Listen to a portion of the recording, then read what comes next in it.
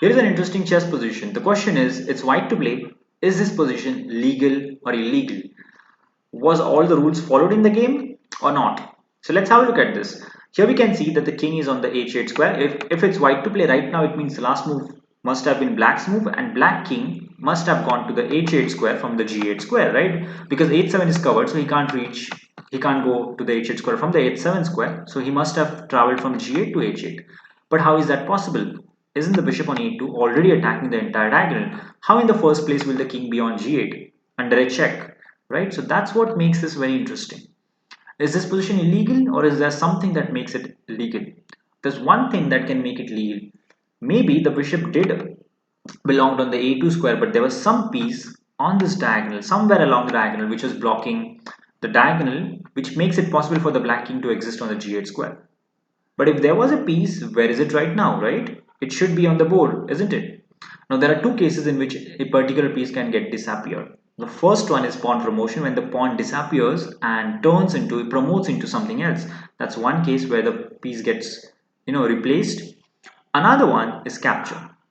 That's how a piece can get disappeared out of the board by capture. Now, how is this possible? Something on the diagonal got captured, but how can it be possible? Because black's last move was king h8. There's only one logical answer to that, and this is it. Is this position legal? It's 100% legal, and this is how it is legal. There was a knight on f7 which was blocking the bishop's diagonal, and just a second, pardon me for that. There was a knight on the square which went to the h8 square.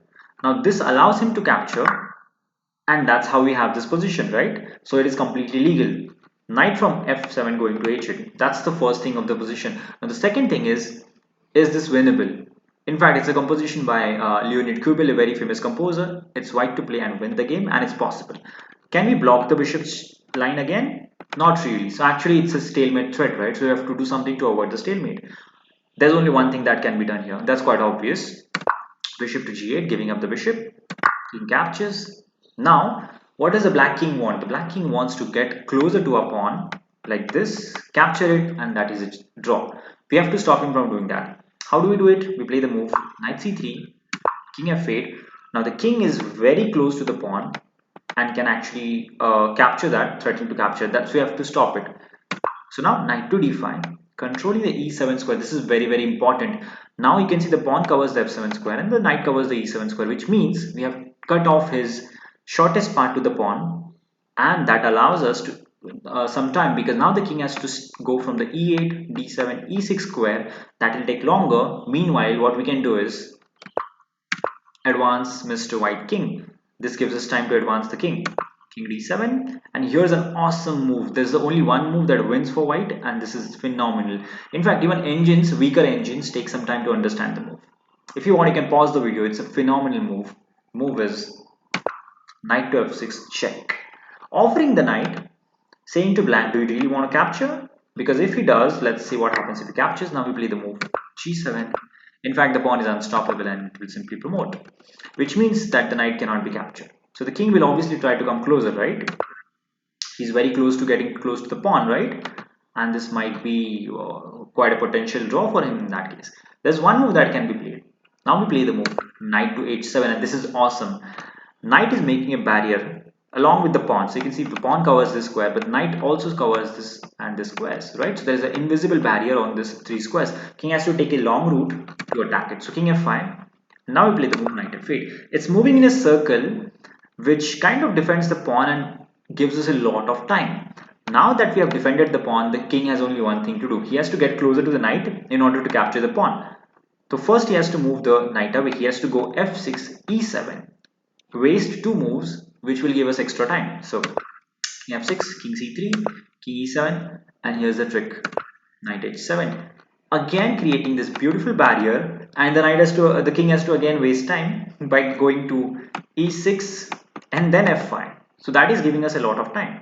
Let's go forward. King e6, king d4. He attacks the pawn. Nothing. Everything is covered. We just play the move knight f8, defending the pawn.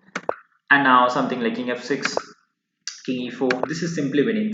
Knight again goes to the h7 square, maintaining the barrier, stopping him from going to this side of the board. and now it's completely winning. King e6, we play the move king f4, just a waiting move, waiting to see where he goes. And after the move king d5, we simply win the game. Now, can he really keep waiting? Can he go e7? Not really, because there is still barrier, right? So we can invade the position via this, and in fact this is simply winning, right? Thanks to this beautiful barrier, the king was never able to come to this side this of the board, and now we are going to capture the pawn. That's winning. So in this position, it turns out that he has to go to the other side with king d5, and this is completely winning after the move knight g5. King f5 also fine, doesn't really change anything. And now the idea is, okay, the king protects the pawn, so the pawn is completely safe. And now we play the move knight e6. Again, a beautiful barrier over here. You know, knight covers the f8 square, pawn covers the f7 square, king controls the f6 square, creating a barrier, attacking the pawn, and he's unable to defend the pawn with king f8, which basically means that we are going to win the pawn. Next move, and with it, the game. In fact, it's a mate in 10 after this, if you put it on an engine. So what a awesome chess problem, right? Is the position legal? Yes, it was legal because there was a knight on f7 square which got captured. That's how a piece disappears, by getting captured or through promotion. Hope you enjoyed this awesome chess composition by Leonid Kubil. Thank you for watching. Until next time.